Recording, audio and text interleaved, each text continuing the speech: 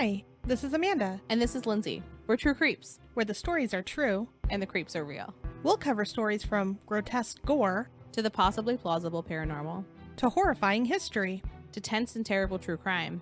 and everything else that goes bump in the night. We want you to join us while we creep. We cover mature topics. Listener discretion is advised.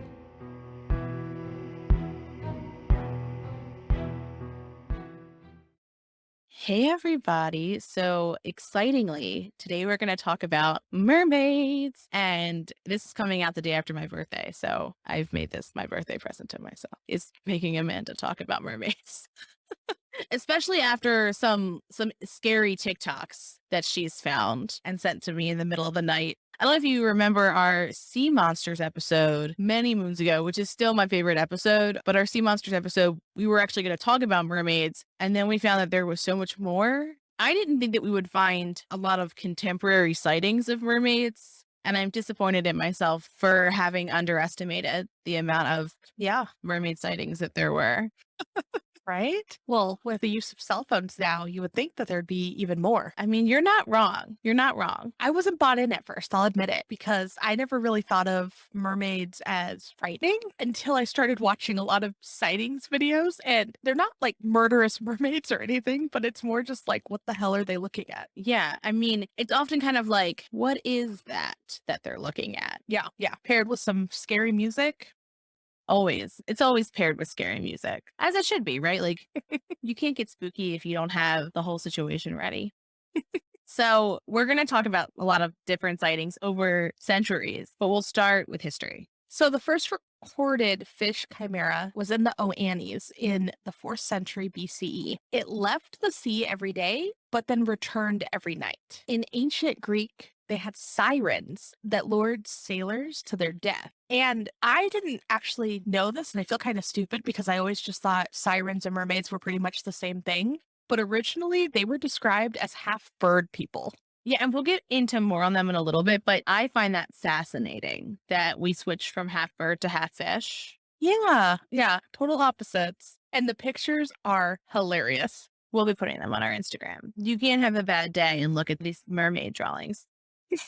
Or the bird people too. Yeah. Yeah, the bird people too. But there's one where it's literally just like a fish body with like a human-ish head. And it's like a profile picture. Every time I look at it, I laugh. Every single time. It's beautiful. So they had vicious personalities, kind of like how they were in Peter Pan. If you remember, one of them even wanted to drown Wendy, right? That sounds right. It's been a minute since I've watched Peter Pan, but I was like, Pretty sure. Yeah. I mean, generally, with the exception of The Little Mermaid, the Disney version only, mermaids are like not chill gals, from what I understand. Or men, whichever. Yeah. Terry Breverton, in his book Phantasmagoria, Compendium of Monsters, Myths, and Legends. 4,000 years ago, there was the Babylonian god of the sea, who had a lower body of a fish, but an upper body of a man. He was thought to bring art and sciences to humans, and also, on the side, fought evil. He was the patron god of cleaners, which I love that for him. I would also hate that for myself. Very strange. It's a very odd thing to be known for. So later the Greeks would call him Poseidon and Romans would call him Neptune. I never once put that together, that Poseidon was the god of cleaners. Maybe because the water, I don't know. I have no good reason on why that would be. The bubbles, the scrubbing bubble. So the earliest mermaid figure, it was the Syrian goddess Atargagus, and she watched over fertility and the well-being of humans. Syrians had the biggest temple for her, and they also had a pond with sacred fish for her. That sounds like a chill shrine, like a nice little fish pond. Yeah, she got a fish pond, she got the best temple, she was taken care of. So the next person, we've talked about a whole bunch. He was in Ghosts. We talked about him in our Halloween episode. Yeah. So Pliny the Elder, he talked about Nereids and nymphs who were mermaids. They had the upper half of a body, but still had scales. It's a vibe on their mermaids. Sounds terrifying, actually. C.S. and Legatus of Gaul wrote to Emperor August, alleging that he had found many of the creatures dead upon the beach. So some of the seamen would say that the mermaids would then climb onto the ships and then sit on the side of the vessel. And then for some reason, it would just start to sink, even though when they would sit on it, it would be fine. But where the mermaids were, if they were there for a considerable time, it would go underwater. Weird. So the next one we'll talk about, I kind of already touched on it, but sirens. They were what a lot of people think of as mermaids. But back then, too, the first instances of sirens, they were half bird, half woman.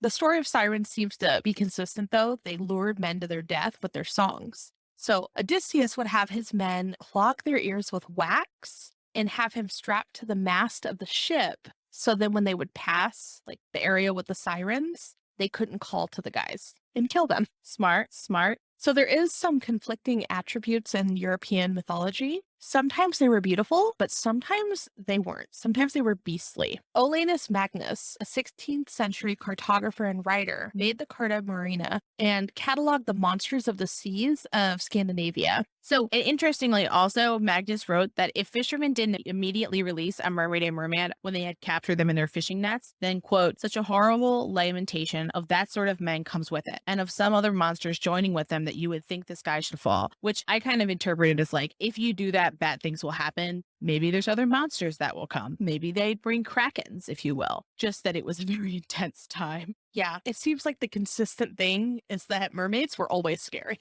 and made people really nervous. Yeah, we're going to get to it in a second, but is my favorite part where it's not that they're maybe scary. It's just there's something else entirely. But let's talk about the Netherlands first. Yeah. So in 1430, in an area of the Netherlands, it was super flooded. So two young girls took their boat out because they wanted to milk their cows, and they found a mermaid in shallow water. So what they did is they got her into their boat, took her home, and clothed her. Like a long nightshirt. Like, what are they? This is one of the ones where I actually wrote like, why? when I was reading about it. So Yeah, I mean, like, I caught a fish. I tried to teach it how to read. Like, yeah. So they took her home, they clothed her, they fed her, and she was a mute and was unable to speak, and they were unable to teach her to speak. And legend says that she tried to escape. They basically held her hostage for 15 full years. And legend says that she died, but because they had taught her to kneel before a crucifix, she was able to be buried in the churchyard, which I have a lot of questions, because if it was a mermaid, one, how could she kneel? And then two, how was she kept on land? Bathtub? Like if it's half fish, was she just like snaking around? I have so many questions. yeah, I mean, I guess she would have been snaking around. You know, the idea of a mermaid that we've talked about so far, scary in general, but the idea of a land mermaid snake is worse, right? Like half human snakes just slithering around. I do not like that. Also, just generally. So let's talk about like, we lived in a world where mermaids existed, right? And they lived underwater, and we're not in Little Mermaid, so we have no confirmation that they can actually speak, right? Because like, I would imagine their mouths would probably evolve differently than ours, right? Like, we use speech to communicate, but they might have other types of communication, because if you're under the sea, Are you seeing it in your head? I am, but no beef, Disney, no beef. If one is under the sea, then I would imagine that you wouldn't be speaking because you can't speak, right? Like, it doesn't really make sense. Like, I know there was a whole musical number. It still doesn't make sense to me. And I am confused with like why they were like, oh, this is a creature that lives underwater. It surely has a mouth that works like ours, right? Right. Well, and a lot of accounts say, and we're going to talk about more of them, but say that they have like carp-like mouths. I also do not like that. It makes sense, but the visual. No, it's frightening. Yeah, Yeah, I don't like it either. No. I only think of Ariel. And that was my mind until you ruined it, Lindsay. welcome. So, in case you needed to laugh really hard, I don't even know how to introduce this next part. It's my favorite part. It's the pictures that get you. So even just like speaking about it, it brings like joy tears to my eyes. And this is a lot of buildup, but look for this. So there was an ancient belief that every animal on land had a counterpart in the sea, and that includes humans. Now, what you're thinking, right, is you're like, okay, like mermaids, that's what we've been talking about, right? We've got cows, we've got sea cows, right? That kind of makes sense. But here's where it starts to get like extra fun, is that some people even thought that religious leaders had their own sea counterparts. Look, I am not a religious person. No beef with anybody who has religion, because that makes many people feel whole and wonderful. And I love that for you. However, the idea that there is going to be like a church under the sea that is the mirror image of a church on land is the battiest thing I've ever heard. And I know no current religion where that is an actual serious thing unless you're praying to the Atlantis aliens. Like, you cannot get me there. But so there was a 16th century naturalist who said he saw two creatures that looked like monks and bishops. And so in 1817, in the Encyclopedia Metropolitana, he said he saw a sea monk, and he described him as the face was human but coarse and clownish, the head smooth and without hair. A sort of hood resembling that of a monk covered the shoulders, while its, quote, lower parts ended in a spreading tail. Then he saw a bishop fish, which he said was yet more wonderful, being clad by nature in the garb of a bishop. And he said he took it to the king of Poland, and that the king of Poland was like, no, and like sent it back to the ocean. and so like, No, thank you. Please return that thing back to the ocean. get it out of here. Let's start here. And like, when you look at it, we're going to put these pictures online. I actually think that maybe this should be part of our cover art, because the one on the left is the funniest thing I've ever seen in my life. It's the legs to me, the dumpy little legs. It's a corn cob, man. Feet. Like, it's got feet. Like, I don't understand. But so, I like his cape. oh yeah, it's got a cape. Like, the whole thing. The other one kind of looks like a cactus with George Washington's face, but melted. Okay. With cactus arms. I think of like Julius Caesar, right? Like the curly bow cut, that situation. A fascinating thought.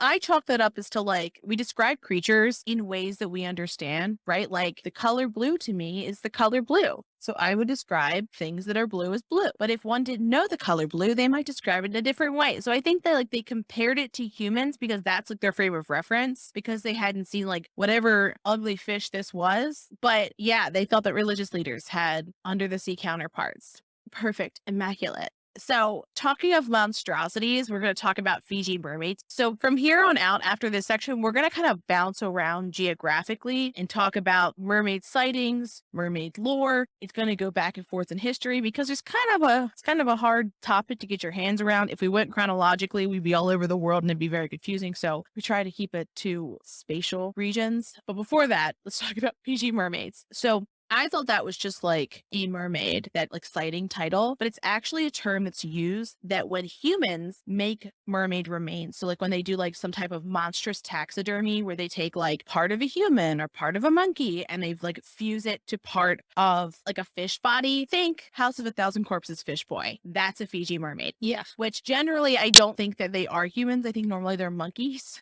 because they're smaller. But so people have been making fake mermaids for at least 400 years. The most notorious one was actually created by P.T. Barnum. And if you don't know who that is, think of Barnum and Barnum Circuses, right? Which, what a thing. But so Barnum tricked thousands of people into seeing a mermaid that was caught near the Fiji Islands. And so what he did was he rented fake mermaids from a Boston museum owner. And then he made these flyers that had beautiful, like, lady mermaids, right? With like long hair, and they look young and they look lovely. So then people came in, and what they saw was this like grayish taxidermied monstrosity with a weird fishtail, and it's like kind of human-ish remains. And so one newspaper described the mermaid in the exhibit as, quote, the very incarnation of ugliness. It's so well known that that's why all of the rest of them are called Fiji mermaids. And it's spelled Feejee, not how Fiji's normally spelled, which I love, right? So there is a Fiji mermaid at the Nature Museum in Grafton, Vermont.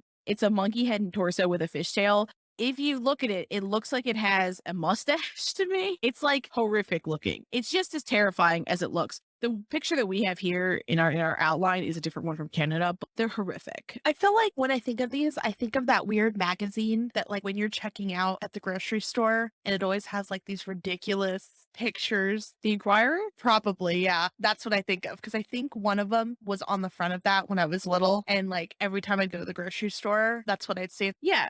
It's a terrifying situation. And so we're going to start moving into different geographies. So the first one we're going to start with is in Japan, there is a shrine that has a mermaid corpse in it, for lack of a better describe. And so legend has it that about 1400 years ago, a fisherman was turned into a merman after he was caught fishing in protected waters. He then approached a prince who was in that area and said that he needed to build a shrine so that he could basically put like the merman's corpse on display to warn others to not fish in the waters because they're protected. And it's still there. wild to me. Just wild. Interesting. Yeah. Yeah. Well, don't fish in protected waters. Don't hunt in protected areas. Yeah, I mean, this is what happens. You turn into a horrific little mermaid You turn into things. situation, and then your remains are put on display forever. I think it's fair. Right.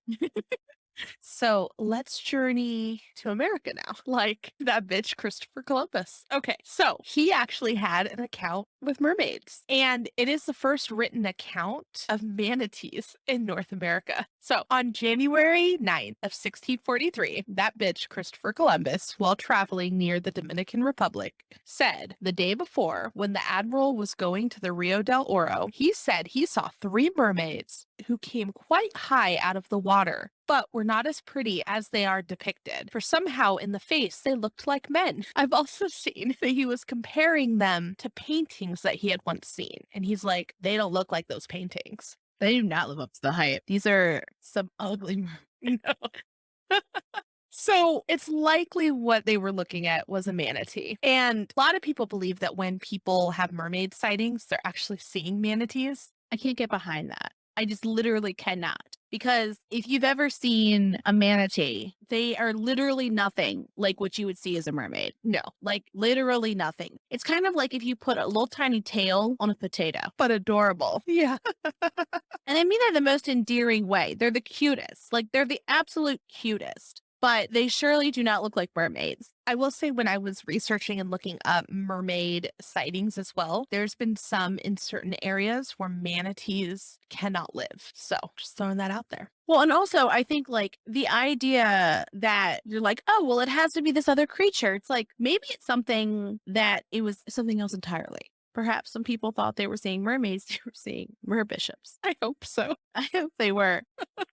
So some other people believe that he was looking at something called a Steller's sea cow, and those were 33 feet long, That's a big situation. 24,000 pounds, and 20 times heavier than a manatee. Look, manatees in and of themselves are pretty big, right? Also, they are extinct, by the way, obviously. They're large situations. So, like the idea that they're 20 times heavier and also like 33 feet long, I wouldn't look at that and go, like, oh, that's part human. Yeah, yeah.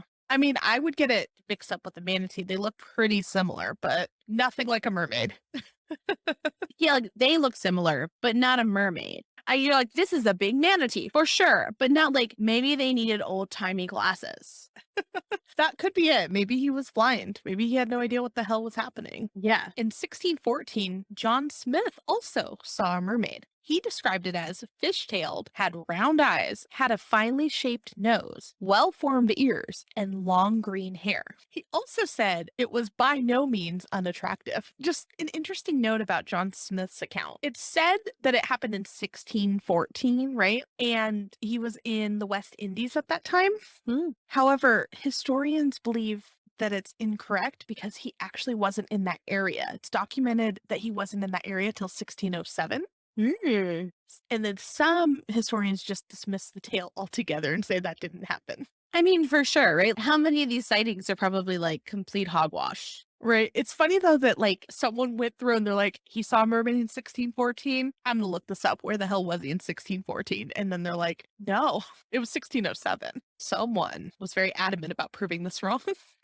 So another interesting sighting, and I did go through this one a little bit more trying to find more information, but in 1998 in Hawaii, a diver named Liker claimed he got proof that mermaids exist. So he's the operator of Jack's Diving Locker in Kauai, and he was located 20 minutes-ish off the coast of Kauai when he saw what he thought was a nude woman swimming with some dolphins. And there's a lot of different sightings that include dolphins too. When you actually look up mermaid sightings, seems like they're hanging out with dolphins a lot. So he thought it was interesting because she was able to keep up with the dolphins swimming. And when she jumped out of the water into the air, he noticed that she had a fishtail. When he saw this happen, there were 10 people on the boat and they all witnessed this mermaid. About an hour later, he was in the water taking some pictures of some fish, and he says that a mermaid brushed up against him while he was swimming. He turned around and he snapped a couple pictures. So I was looking everywhere for these pictures,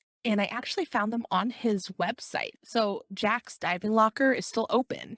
and they have a whole area of the website dedicated to it. I love this so much. Yeah, when you look at the picture, it just looks like he's like taking a picture, I would say up, and the mermaid's higher than he is at that time. To me, it looks like I don't know, a still from one of the Mermaid kids movies. It's hard for me to imagine that that's a true authentic photo. However, on his website, I will note, his website says Weekly World News had his pictures analyzed by 3 noted photography labs, and they all said that they were genuine and not tampered with. When you're looking at this photo, it looks like a cardboard cutout on top of the water. And here's why, because it's all the same darkness. When you look at it, like it looks like a silhouette fully. And so clearly it's supposed to be shot up, but like, Yeah, I have a hard time standing behind this photo, yeah, it's suspect for sure. but interesting story. Well, and there's also like, there's 2 different ones and they're both different. I don't know. I don't think I believe it. I also think it's interesting that like on his website, like underneath the mermaid story, there's anything that's like shop mermaid items below. He's clearly like marketing mermaid stuff with this, which I mean, make that money. Yes. And that's why I said it's from his website. You know, like people fact check this from his website. I couldn't find anything else Yeah. that fact checked these on, Yeah. but still a cool story. And it's interesting that 10 people say that they witnessed it. So the next one is pretty popular in the Americas and the Caribbean islands. And her name is La Siren. And she's thought to be a mermaid, right? We can say mermaid. She holds a comb and a mirror. She has long, straight hair. Her underwater world is called the Back of the Mirror, which sounds really cool. She takes people underwater, and some come back with special powers. So some say they may even become a voodoo priestess. In Haiti, she is one of the 3 powerful female water spirits, and they are honored in shrines and sometimes considered sisters. Sometimes, though, she is shown with a cowboy hat and other modern clothing, which I find kind of weird that someone under the sea would be wearing a hat. So here's what I think it is. I think that because when I saw the cowboy hat, I was like, that is a very interesting representation. But I think that's the idea, is that it's supposed to be clearly imported clothing. Like it's clearly not from there. So like, I think that's the point of the cowboy hat. Yeah. You look at that and go like, that's like a uniquely American thing. So you know that it's imported because of that. I don't think that like she particularly is known to enjoy cowboy hats specifically. I think it's just a representation and you can go like, that's not from there. But interesting. Very strange altogether. That's probably the last item of clothing that I would ever think a mermaid to be depicted in. No, that's not true. Roller skate, socks, knee highs, booty shorts, a thong. Like they can't even wear roller skates, but I'm saying item that they can physically wear. Why would they wear wristbands? I could see them wearing a cool wristband. Why would they wear a cowboy hat? I'm just saying, like, this isn't the last. I mean, like, it's not top 3, but I don't think it's like the last thing. Like, one of those old wizard caps would be stranger to me. Or, oh my God. I just Googled cowboy mermaid. Or glasses. Glasses would be strange in a mermaid, right? Because they would get all, like, when it rains and water gets on my glasses, I'm angry. Maybe when they're sunbathing, they wear their sunglasses. You don't know them. They're sunnies. I understand that. Maybe that's what happens to all the sunglasses that you lose at the beach. Yeah. A mermaid takes them. So our next story is from the Inuit population, and they live in the Arctic areas of Canada and Greenland. Legend says a girl who was tossed overboard while their boat traversed a stormy sea survived and created the creatures that the Inuit people depend on, like seals, whales, and walruses. And so it's thought that her father had thrown her overboard, which like disrespectful. And so she's often depicted as a mermaid, but not always. Yeah. So Franz Bose, an anthropologist from the American Museum of Natural History, studied the Inuit people near the lower Baffin Island and published a story about them in 1885 titled The Story of Sedna. Before we get into that, have you ever been to the Smithsonian? I have not, no. When you come to the East Coast, a treasure, a delight, a fun time by all. Gather round, children, and I will tell you the story of Sedna. An Inuit man lived alone with his daughter Sedna, who refused to marry. At last, a bird promised her a life of comfort in a land over the sea, and they married, but the bird lied. Sedna's new life was filled with cold and hunger. When her father visited a year later, she begged him to take her home. So he killed the bird, and they set out to sea. The bird's friends whipped up a giant storm with their wings. Fearing they would drown, Sedna's father threw her overboard to save himself.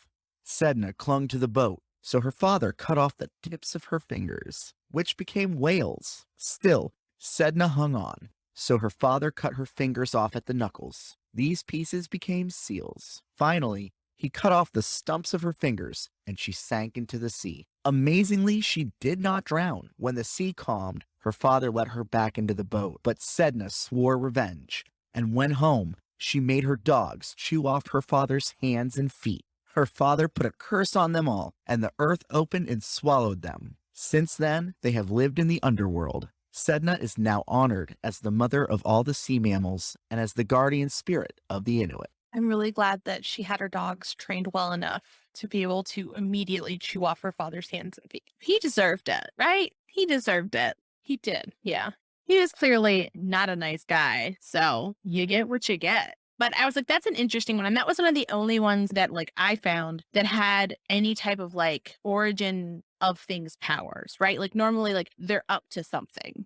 Mm-hmm. That's true. Yeah. So in Ireland, people call their bird people Merows, and it's Merows, and they're thought to have a greenish tint to their skin, webbed fingers, seaweed green hair, and a fishtail. And it's interesting because this is one of the only stories that I also saw that was like male Merows or something different than female Merows. So there's stories of male Merows who used to capture the souls of drowned sailors in pots. And then they would take their souls to the bottom of the ocean. And the only way that those souls could be released is if a human was brave enough to swim down and open the pots. So like another Merow couldn't open it, or they couldn't be like knocked over by a whale or whatever down there. And male Merows are thought to be super ugly. So maybe that's what they were seeing when they said they saw super ugly mermaids that look like men. Maybe it was Merows that were from Ireland. Right. Not a manatee, but a Merow. Yeah. And female Merows are thought to be gorgeous and that their singing would lure men to the water and then they could drown them. And some think that that's how male Merows exist, is that they're the drowned men. Interesting. Right? So there is a Gaelic legend that talks about the only way that a Merow can swim underwater is if they have a magical red cap, and that if their cap is stolen, then they can't ever return to their underwater world. Another story from the 1800s is that a man saw two Merows that had washed up onto the shore after a really bad storm. One was dead and the other was badly hurt, so he took it home to help it, which sounds a little bit like Amanda's story from earlier, right? Yeah, he just got kept up in a tub and he fed it milk and shellfish, and that's all it would eat. And that was the story that like I saw. That it was just like he fed it milk and shellfish. Would have loved a cream and crab soup. Horrible. Just so bizarre. I don't know why anyone sees a mermaid or anything like it and like, I want to keep it in my bathtub. You know who's the best person to take care of this? Me. I'm the mermaid doctor. But I'm no mermaid doctor. I'm not a scientist. I'm the mermaid scientist. I can take care of this. That's what I was thinking. Yeah. You have the green hair. I mean, you're halfway there. Yeah. We talked about maybe being a sicker scientist. Maybe it's mermaid scientist. It's fictional. It feels more right. I think that's fair. So January 22nd is the feast day of Liban, Ireland's mermaid saint, which like 10 out of 10, love it. And this kind of started in the 6th century in Ireland. And it's in medieval writings, but it's also passed down orally. So Liban was a daughter of a king, the king of Ulster, and her name was Liban. During this time, the palace and the lands flooded. And she and her dog were the only ones that survived. And so the area that supposedly flooded is still water. So she lived in a quote, bower under the low, which I don't know what that means, with her dog for a year. And she was horrifically lonely, right? Because it was just her and her dog, which I mean, like, I would choose Moo's company over many humans, but like, you need human interaction after a while. So after a year, she prayed to the goddess Danu. And she asked to be turned into a salmon so that she could hang out with other fish so she wasn't lonely anymore, which feels very sweet. What about the dog? She didn't forget her pup. So Liban was turned into a mermaid and her dog was turned into an otter. And love this pairing. Oh, cute.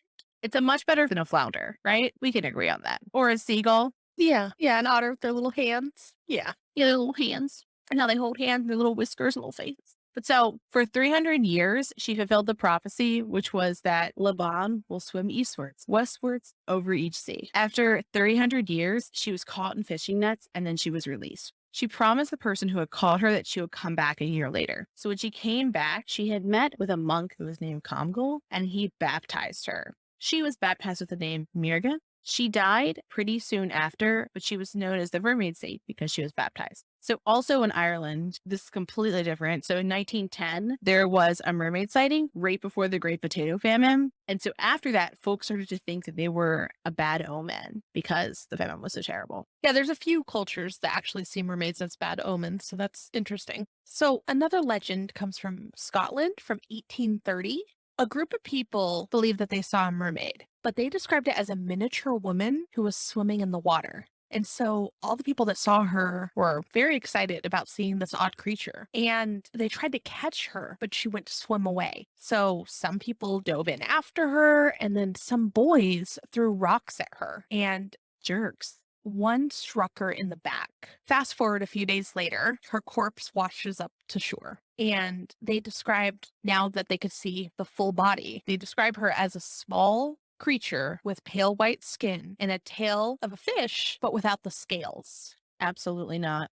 Absolutely not. So the sheriff thought that it would be fitting that she had a proper burial. And, they buried her in a coffin, wrapped her in a shroud, probably a white shroud would be my guess. And people have really wanted to know more about this legend. And unfortunately, no one knows where they exactly buried her because there was no marker. So no one was able to actually locate this coffin with this mermaid. I have so many problems with the story. First off, why are they throwing rocks at her? Secondly, the idea of a mermaid that has pale white skin and has a flesh tail, I cannot handle. You can't handle it. I literally cannot handle. It's like The Descent, but with mermaids. I'm not having it. Like I'm not having it. Flesh tails. I don't like it. I just thought of like a dolphin tail But with human skin, instead of a fish. pale white skin, tail of a fish. They just say no scales. Oh, her human form was pale white. Yeah, but if she didn't have scales, then what color was she on the bottom? Do you see what I'm saying? I don't know. I've seen some pictures that people have painted of it and some pictures that people have drawn, and they are frightening. They're always frightening. But like, do you see what I'm saying? Like a full skin mermaid where like, oh God, it makes me, But so my mind didn't go there, Lindsay. my mind can't stop going there. I am horrified. I'm nauseous now. It grosses me out in the same way that cannibalism does. I can't. I didn't think the story would get No. you that bad. It's just, no, it's not even the story. It's my own brain. My own brain's doing it. I do not like it. Maybe if I show you one of the pictures that I saw. Can you send me one of these? Can I look at this right now? Yeah, hold on. Yeah, can you? Because my brain's going to break. My brain is broken. Your brain is broken. The head was dark and glossy, while the skin was white, soft, and tender. The lower part of the body was like a salmon, but without scales. Oh, yeah. Oh, gross. I don't like it. I do not like it. Of all the mermaids, that's the one that gets you.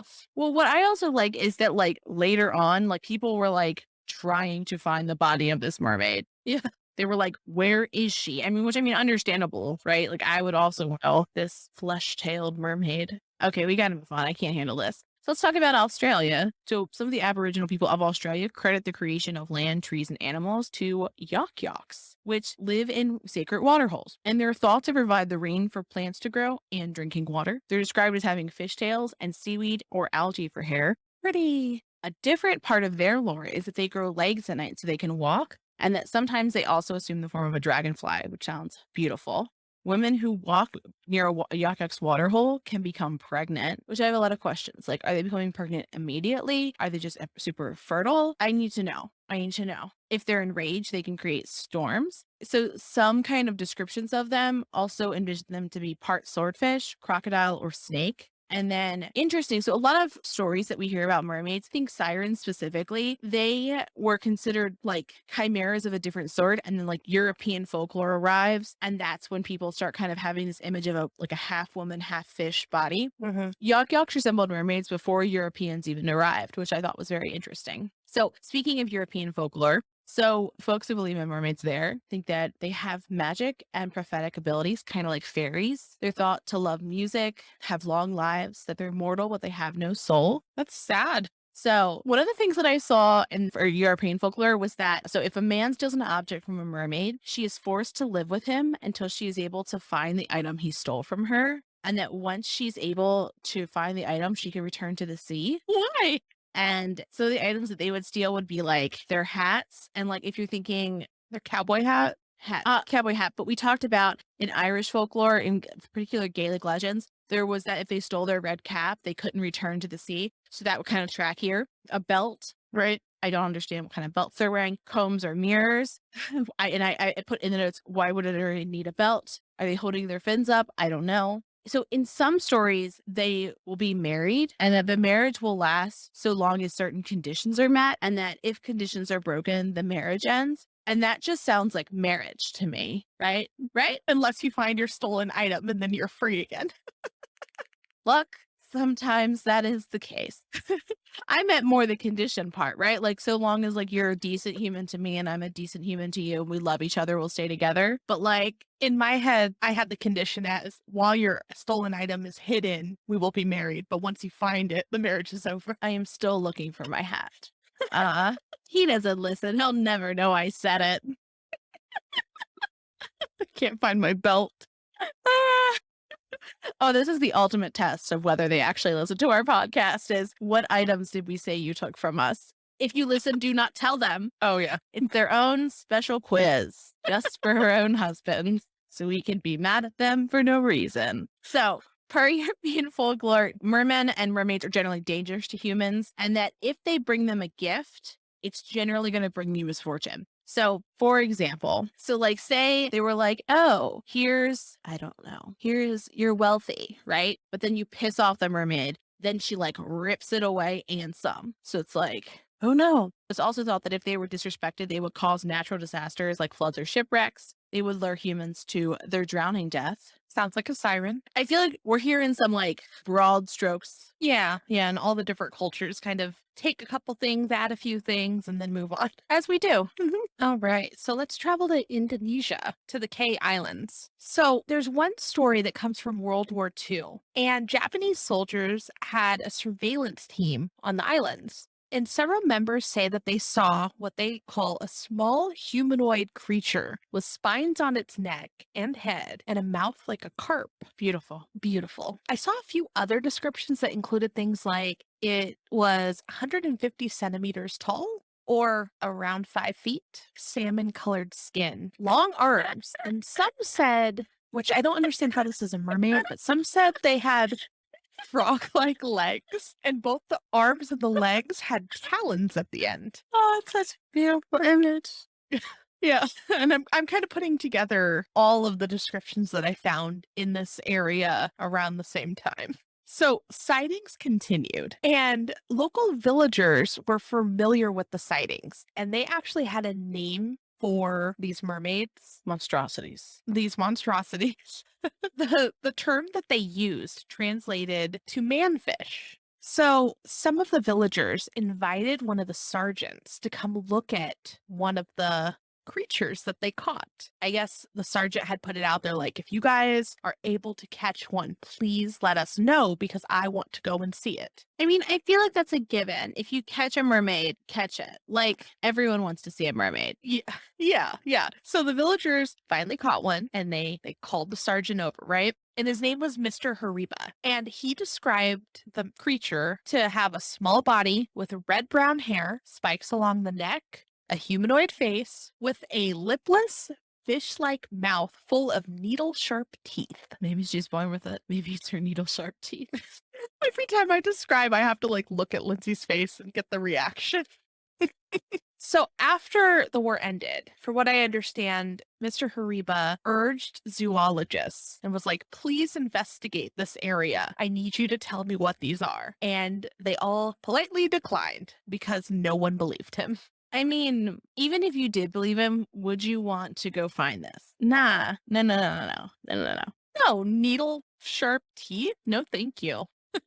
Okay, so let's now go to Israel. And we're only going back now to 2009. So not terribly long ago. Yeah. So people in the town of Kiryat Yam were seeing something that they described as part young woman and part fish. She was seen a lot around dusk. And some people even said that she'd almost like perform tricks to get attention. Some of the first people that say that they saw her said that they saw her sunbathing. And then when they tried to approach her, she went back into the water.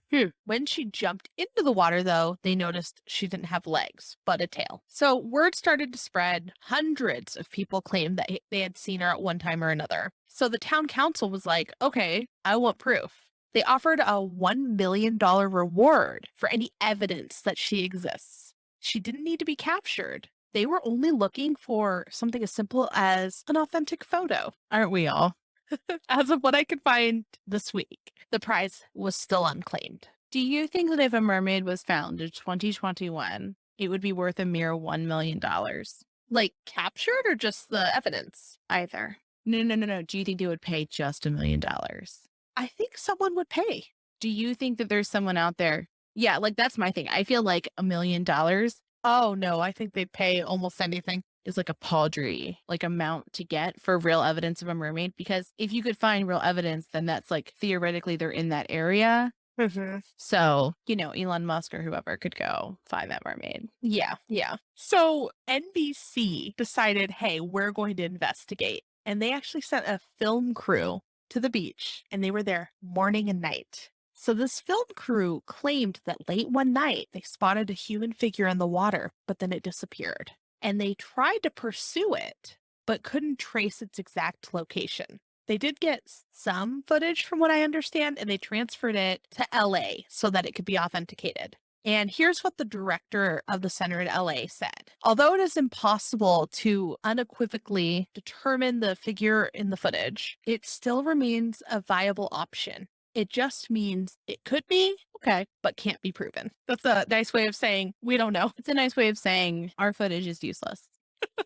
Am I wrong? That's a mean way of saying it. Yeah. Could be not is the same thing. Like, we've offered nothing of substance to this concern, but we're going to still take up some space in this story. What I thought was interesting, though, is that NBC sent a crew. So, like, Who doesn't want to know if there's mermaids? it caught the attention of a lot of people. There's no one who doesn't want to know that. So, I mean, I'm for it. That's true. That's true.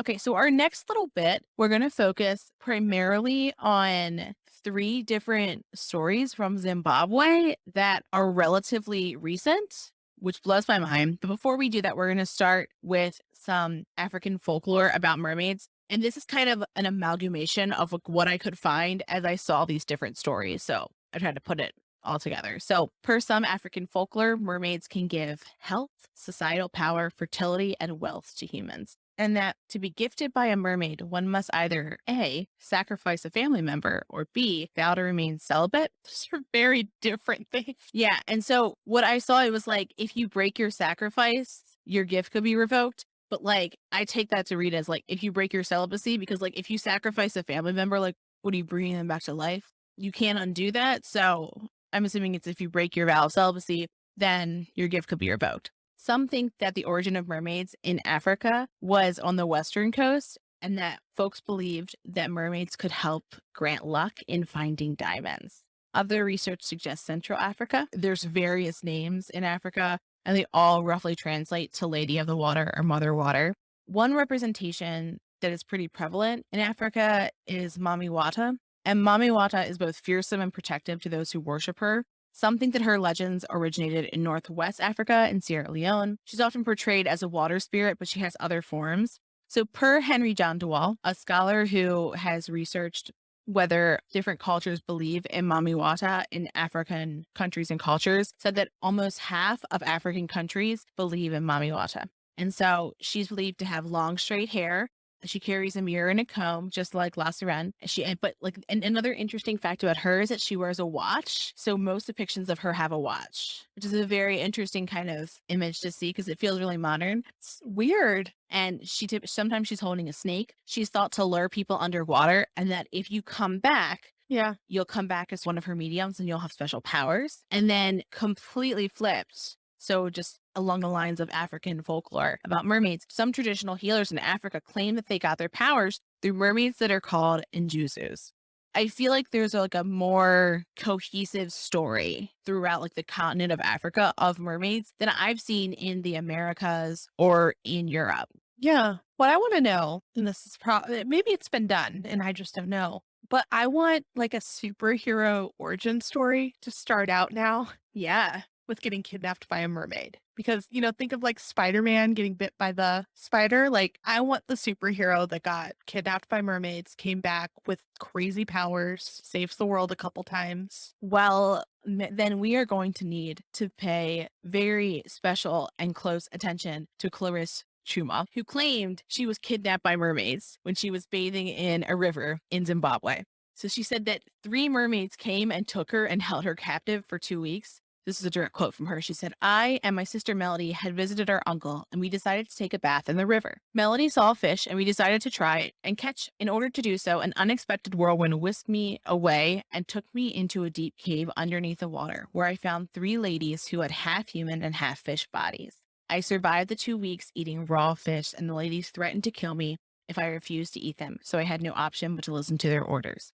So, per the stories that I've read, so her aunt Angeline had said that that local church members had come to her and said, "Oh, we can help find her in exchange for 2 cows." And she was like, "This doesn't seem legitimate because if you wanted to help me, you would help me. You wouldn't require livestock to do so." Mhm. So she found another preacher who did agree to help her, and other church members, the preacher who they had, and her family member congregated near the river and prayed. And as they did, they said the dark water began to cycle. And the preacher told the family to look at the water, and then they could actually see Chuma lying unconscious in the underwater cave. So the preacher instructed the family to sing and spit on Chuma to wake her up. So then the next part is another direct quote from Chuma. "The mermaids told me that I had to return home as some people were looking for me. They handed me a basket and an arrow with a lot of medicines and instructed me to heal people and return with gifts of money at the cave as Thanksgiving. I was shocked to see people gathered around with my family and present, and my body was so powerless. The prophet then burnt the basket to ashes, and I don't know how to thank him for saving me." And so the prophet is the preacher who she's talking about. But I find that fascinating because it sounds like they were not perhaps great for taking her, but they were like, "Here, help heal people." Yeah, what made them change their mind all of a sudden? The prey? Maybe they were like, "You figured it out." But it's an interesting story. Also, like the idea of like, Yeah. I hadn't heard of like whirlwinds of water, which I'm assuming would be like a hurricane kind of like, or whirlpool maybe. Yeah. So the next story does not have a good ending. Let's start there. So, in a different area of Zimbabwe, there were 3 young boys who saw a mermaid near a dam while they were herding cattle. 2 of them jumped in the water because they wanted to catch it. And they thought it was a fish. It was just like a really big fish. And so during this time, other folks had seen mermaids right around the same dam area. The mermaid pulled the 2 boys underwater, and the 3rd boy who wasn't pulled under said that the mermaid then brought them back up and tossed them onto the bank and that they were still alive. The 3rd boy was freaked out because the other 2 had nearly drowned, right? And so he ran to get help and the other boy's parents. And when the parents came, they cried and they were really upset, understandably. And so in the articles that I read on this particular story, I saw that apparently, according to some African mermaid lore, it's bad luck to cry after a mermaid accident.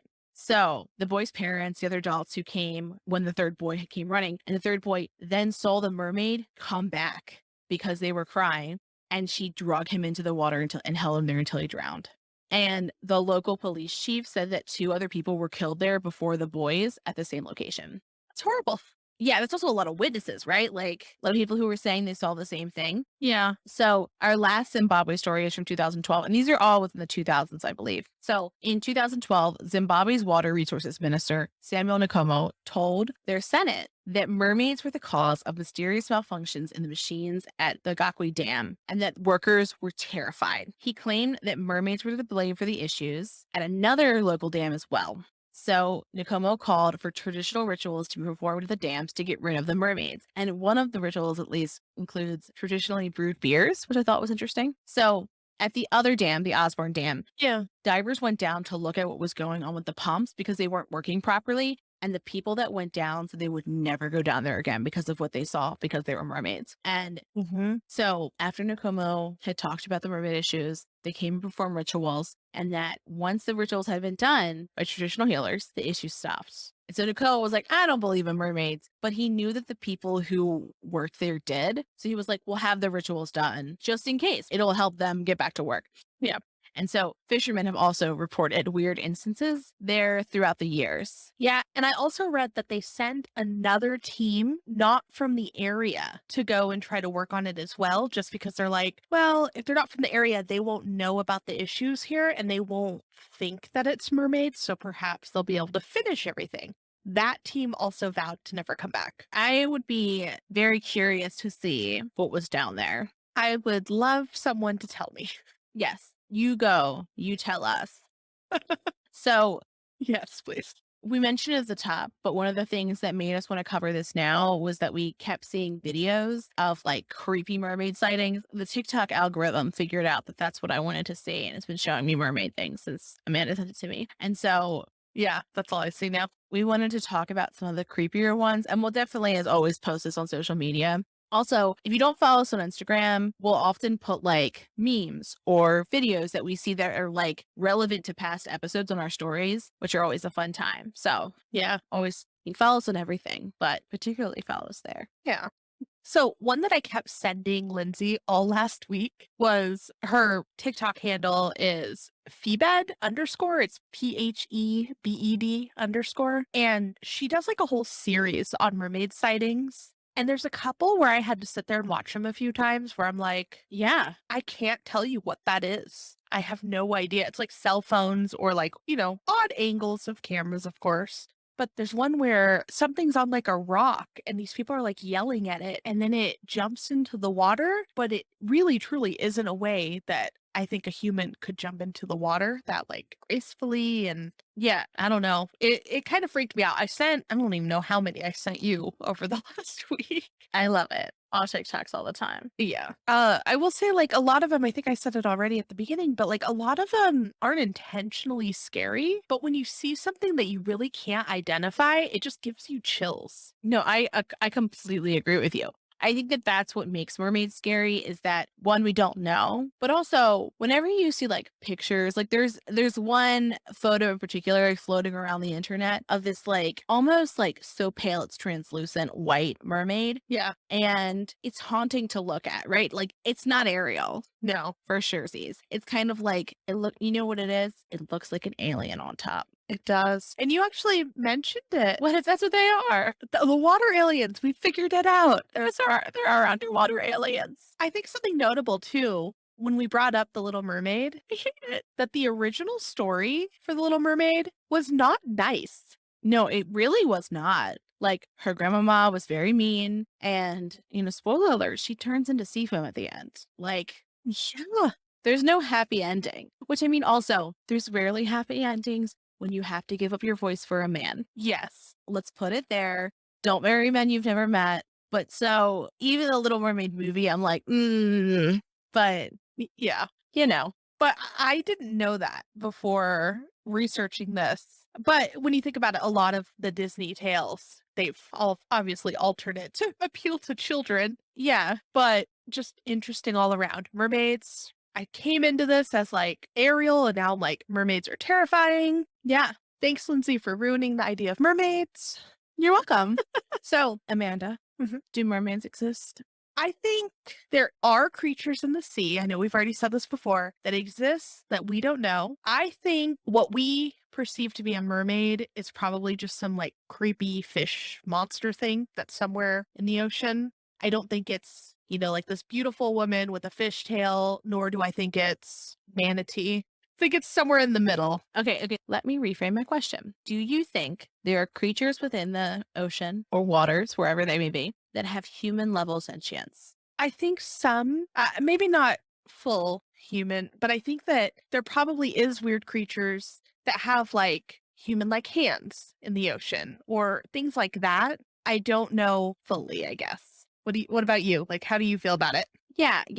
I think it would be, I could see there being creatures with human level sentience in the ocean because one, it hasn't all been explored enough, so we don't know. And also like why not, right? We know that dolphins are like incredibly smart. So it wouldn't surprise me that there would be another creature that was smarter. And if you were smarter, you would know well enough to stay the heck away from humans because humans are a blight to our planet and our water. So like no good would come from like purposely mingling with humans. So that's where we're at. But as always, we want to know if you believe in mermaids. I am 10 out of 10. Very excited to talk about this in the Bat Bonfire. A little scared, but I can't wait to see all the things people see.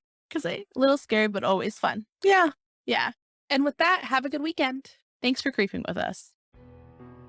Thanks for listening. For more information on our sources, please visit our website, truecreeps.com. If you'd like to follow us on social media, you can follow us on Instagram at TrueCreepsPod, on Facebook at facebook.com/TrueCreepsPod, and on Twitter at TrueCreeps. We'd love for you to keep creeping with us. So if you like this episode, please subscribe, rate, review, and share the show with your fellow creeps.